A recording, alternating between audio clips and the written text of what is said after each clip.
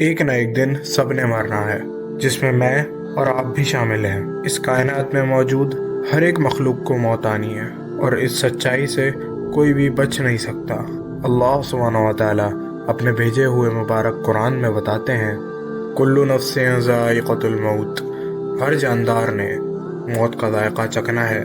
جس کو اس دنیا میں بھیجا گیا ہے اس نے ایک نہ ایک دن واپسی ضرور جانا ہے۔ مرنے کے بعد ہر کسی نے ایک چار دیواری میں دفن ہو جانا ہے، جس کا نام قبر ہے۔ ایک حدیث میں حضور صلی اللہ علیہ وسلم نے فرمایا کہ قبر انسان کی منزلوں میں سے ایک منزل ہے۔ اگر کوئی بھی انسان اس منزل میں کامیاب ہو جاتا ہے تو اس کے لیے آگے کی منزلیں آسان ہو جاتی ہیں، اور اگر اس منزل میں ناکام ہوا تو آگے کی منزلیں بھی پار کرنا مشکل ہو جاتی ہیں۔ حضرت ابو ہریرہ رضی اللہ عنہ فرماتے ہیں کہ میں نے حضور صلی اللہ علیہ وسلم کو یہ دعا مانگتے ہوئے سنا، اللہم انی اعوذ بک من عذاب القبر ومن عذاب النار ومن فتنة المحیا والممات۔ اے اللہ، میں قبر کے عذاب سے تیری پناہ مانگتا ہوں اور دوزخ کے عذاب سے۔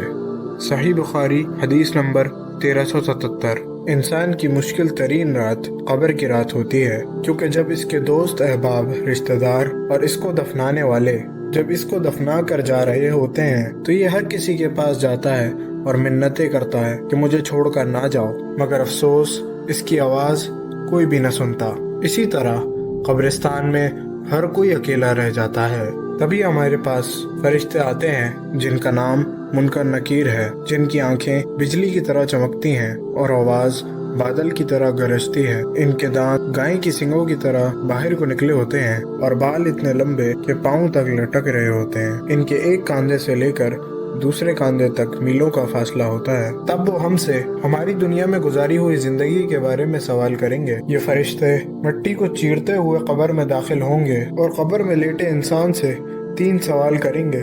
من ربک، تمہارا رب کون ہے؟ من نبیک، تمہارا نبی کون ہے؟ ما دینک، تمہارا دین کیا ہے؟ ان سوالوں کا جواب صرف وہی دے سکے گا جس نے اپنی زندگی دین کے مطابق گزاری ہوگی۔ اگر وہ قبر میں لیٹا انسان نیک اور مسلمان ہوتا ہے تو وہ کہتا ہے، میرا رب اللہ سبحانہ و تعالی ہے، میرے نبی محمد صلی اللہ علیہ وسلم ہے، اور میرا دین اسلام ہے۔ پھر منکر نکیر کہتے ہیں، تو نے سچ کہا۔ پھر اس کی قبر کی دیواروں کو دور کر دیا جاتا ہے، جس سے قبر چاروں طرف سے کھلی ڈلی ہو جاتی ہے۔ دوسری طرف نافرمان کافر شخص کی قبر انتہائی تنگ اور چھوٹی ہو جاتی ہے، جس سے اس شخص کی پسلیاں دوسری پسلیوں میں گھس جاتی ہیں اور اس پر عذاب مسلط کر دیا جاتا ہے۔ حضور صلی اللہ علیہ وسلم نے فرمایا کہ قبر جہنم کی خندقوں میں سے ایک خندق ہے اور جنت کے باغوں میں سے ایک باغ۔ قبر سے ہی جہنمی کو جہنم دکھائی جاتی ہے اور جنتی کو جنت۔ ایک حدیث میں حضور صلی اللہ علیہ وسلم ارشاد فرماتے ہیں کہ تم قبرستان جایا کرو، کیونکہ قبرستان موت کی یاد دلاتا ہے، اس سے عبرت حاصل ہوتی ہے۔ قبرستان جانے سے دنیا سے دوری پیدا ہوتی ہے اور آخرت کا خیال آتا ہے۔ جب مردے کو قبر میں رکھا جاتا ہے تو اس کی نماز